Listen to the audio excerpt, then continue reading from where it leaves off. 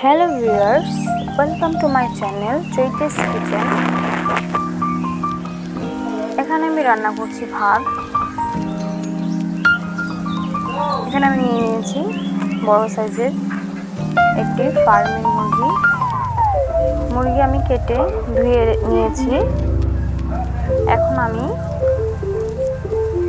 লঙ্কা গুঁড়ো আর হলুদ গুঁড়ো দিয়ে মাখিয়ে নেব। এখানে আমি লবণ অ্যাড করলাম না, কারণ লবণ অ্যাড করলে মাংস থেকে পানি ছেড়ে দেবে।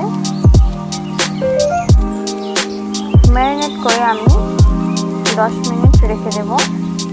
এখন আমি আলু এবং পেঁয়াজ কেটে ধুয়ে নেব। দেওয়া হয়ে গেছে। এখন আমি ম্যারিনেট করা মাংস ভেজে নেব। এখানে আমি নিয়ে নিয়েছি মুরগির গিলা, কলিজা, অল্প কিছু আলু। এটা দিয়ে আমি লটপটি রান্না করব। এই রেসিপিটা আমি কিছুক্ষণ পরে দিচ্ছি। এখন আমি মুরগির মাংসগুলো ভেজে নেব।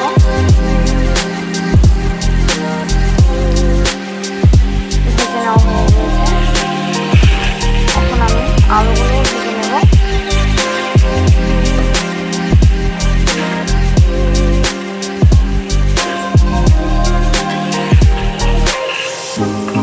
আলু ভাজা হয়ে গেছে। এখন ওই তেলে আমি পেঁয়াজ, কাঁচা লঙ্কা ভেজে নেব।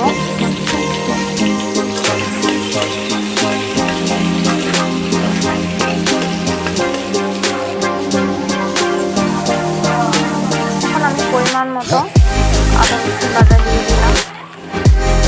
এগুলো কিছুক্ষণ ভেজে নেব।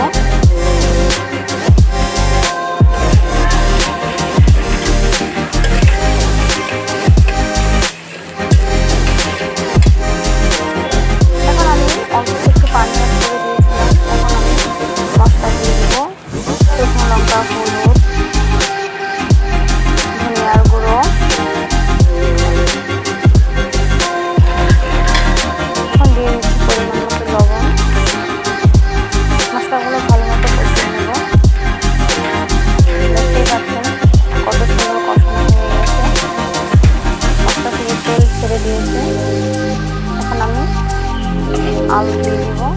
এখানে আমি কোনো পানি অ্যাড করব না। ভেজে রাখা মুরগির মাংসগুলো দিয়ে দেব। এখন আমি কিছুক্ষণ কষিয়ে নেব।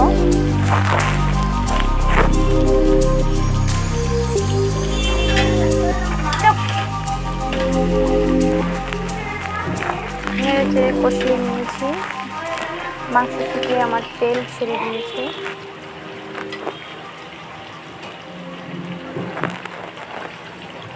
এখন আমি পরিমাণ মতো পানি অ্যাড করব।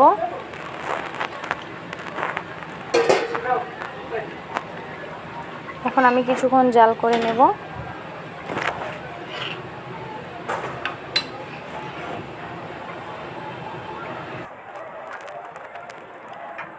জাল করা হয়ে গেলে এখন আমি গরম মশলা গুঁড়ো আর জিরা গুঁড়ো দিয়ে অল্প কিছুক্ষণ জাল করে নামিয়ে নিয়েছি।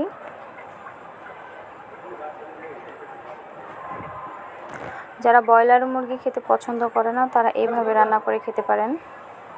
এখন আমি দেখাবো লটপটি রেসিপি। এখানে আমি শুকনো কাঁচা লঙ্কা, পেঁয়াজ, আলু এবং মুরগির গিলা, কলিজা এখানে সবগুলো নিয়ে নিয়েছি। এখন আমি হলুদ গুঁড়ো, লঙ্কা গুঁড়ো, ধনিয়ার গুঁড়ো, পরিমাণ মতো লবণ দিয়ে মাখিয়ে নেব।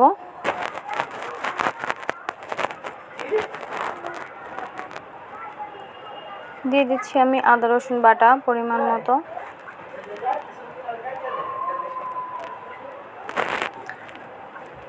এখন এই সবগুলো উপকরণ আমি ভালোভাবে ম্যারিনেট করে নেব।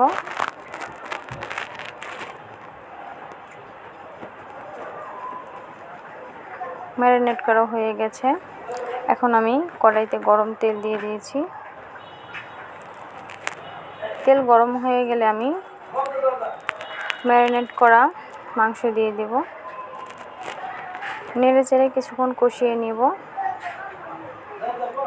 কষিয়ে নেওয়া হয়ে গেলে এখন আমি ঝোল দিয়ে গরম মশলা, জিরা গুঁড়া দিয়ে দেব। কিছুক্ষণ জাল করে নেব। আর